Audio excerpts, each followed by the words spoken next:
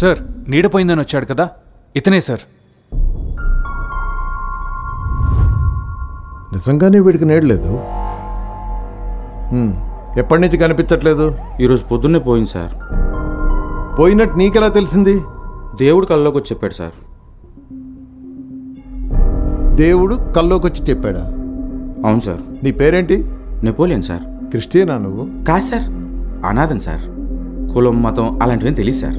మరి ఏ దేవుడు కల్లోకి వచ్చి చెప్పాడు? రాముడా, జీసస్సా, అల్లానా? క్యాజువల్గా ప్యాంటు షర్ట్ వేసుకొచ్చాడు సార్.